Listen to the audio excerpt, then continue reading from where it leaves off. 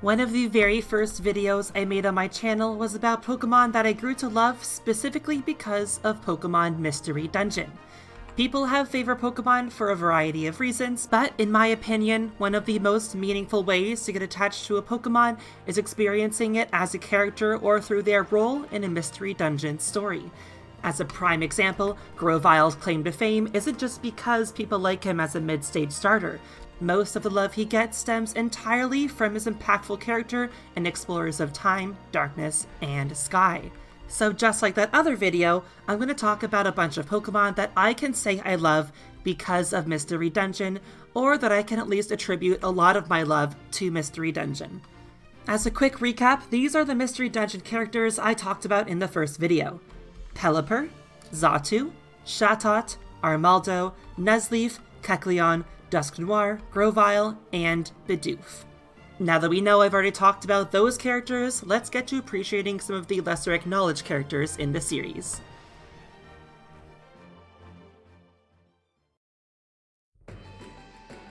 When Scarlet and Violet finally gave us a long-awaited evolution to Dunsparce, I think a lot of people were thinking, finally, the recognition Dunsparce deserves. And while this is true, if you ask me, it was actually Gates to Infinity that gave Dunsparce the spotlight long before its evolution was introduced. While Gates to Infinity set out to put a strong focus on new Generation 5 Pokemon, it unexpectedly gave us an incredibly endearing and lovable main character in the form of Dunsparce. If you haven't played Gates to Infinity, one of the things that makes it stick out is the way it gives you an established party of characters early on. It's the one Mystery Dungeon game where I actually never found myself exploring with any random Pokemon I recruited, since the established characters were so well written and you get so attached to them. And not just that, but they are also strong and reliable in dungeons. Among these party members is, of course, Dunsparce, the best friend of Emolga. This little snake made me cry multiple times over the course of the game. There is plenty reason to love Dunsparce, putting aside PMD, as he's known as being a lovably weak Pokemon that was robbed of an evolution until Generation 9, but Gates to Infinity played into how weak Dunsparce is and made it a character growth arc. Dunsparce doesn't end the story becoming a super strong, godlike deity, unless you trained him into one, but what he does learn is that you don't need to be such a thing to contribute to your rescue team. Strength isn't everything, and you don't need it to be valuable to your teammates. And that is always a good lesson. The opening arc of Super Mystery Dungeon has a lot of fun characters in the faculty of the school you and your partner attend, including the comedic vice principal Watchog. I mean it when I say this game made me appreciate Watchog.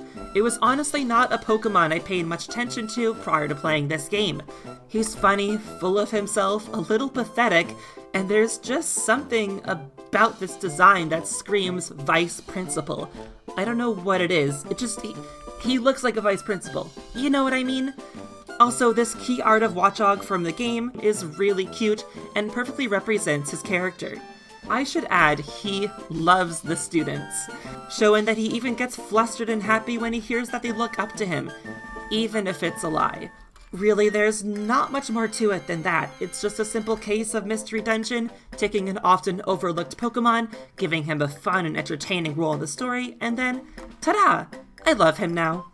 He also has his own theme song, and it is just perfectly fitting for his personality.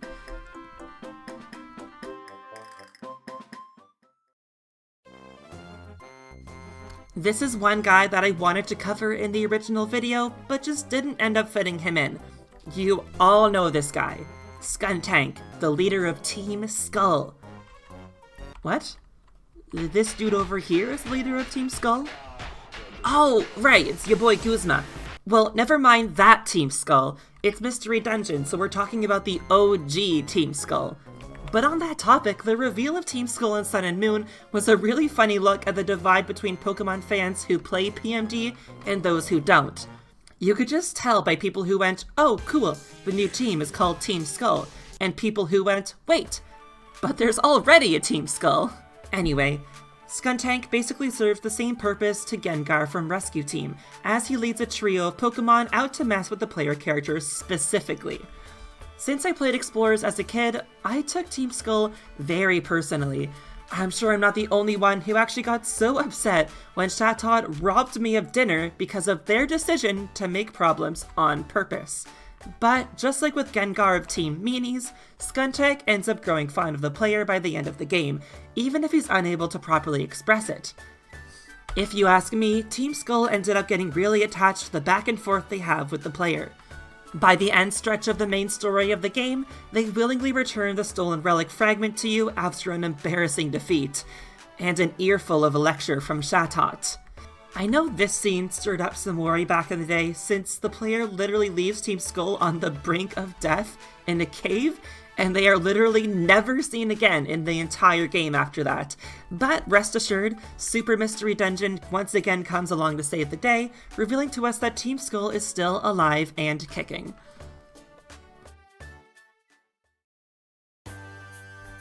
Alakazam is already an awesome and classic Pokemon, but his character in Mystery Dungeon basically made my opinion of him go from neat Pokemon to cool guy that I respect. He is, of course, the leader of Team ACT, truly one of the most creative rescue team names in the series, and just a really cool character.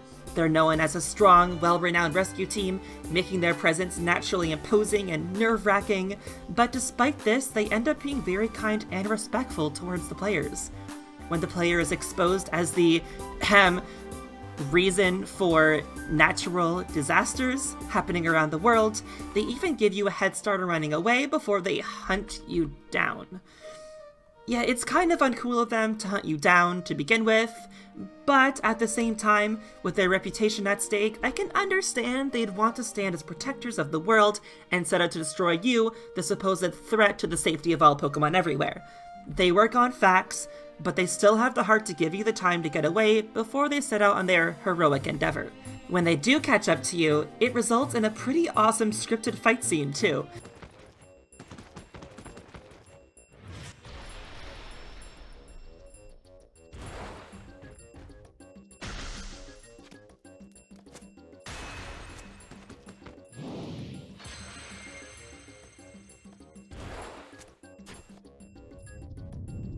And like I said, since they work on facts, when Ninetales clears up the fact that the player is not the cause of the disasters, they have no problem accepting this as the truth, and they even apologize for their actions. Awesome.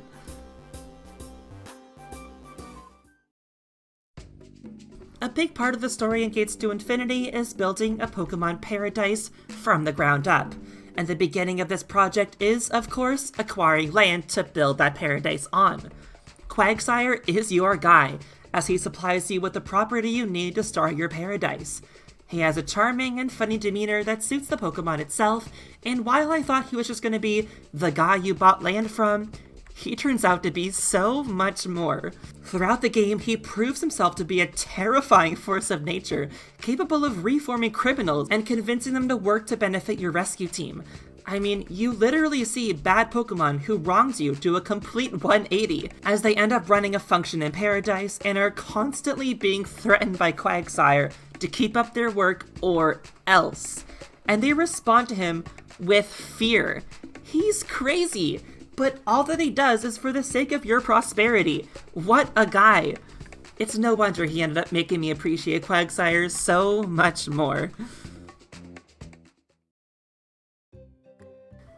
Returning to Super Mystery Dungeon's school in Serene Village, one of the standout characters from your class is definitely Deerling. She's the popular girl type, but she has an incredibly kind heart. She's close friends with Gumi, a freak and target of bullying. She stands up for him in times of need and will even happily yell and scold anyone who does wrong by him. Usually it is the bullies, Pancham and Shelmet, but since Deerling is so pretty and they like her, they take all her scolding lying down and will even apologize to her. And really, it's not just Gumi. She's not afraid to stand up for anyone in class who needs backup. This role for sure fits Deerling to a T, and I think fondly of it whenever I encounter a Deerling in the mainline games.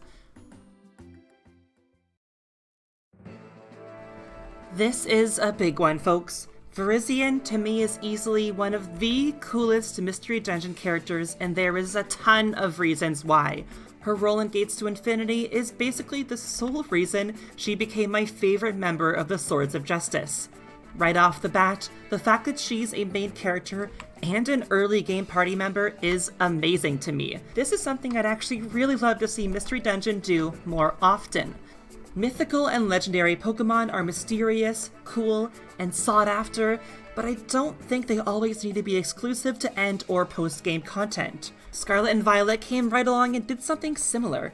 Since you have Koraidon and Miraidon with you for the entire game, they may not be usable in battle until the end, but just having the legendary Pokemon be in your possession and working with you for almost the entire game is so much cooler than just waiting to see them and barely seeing them until the end of the game.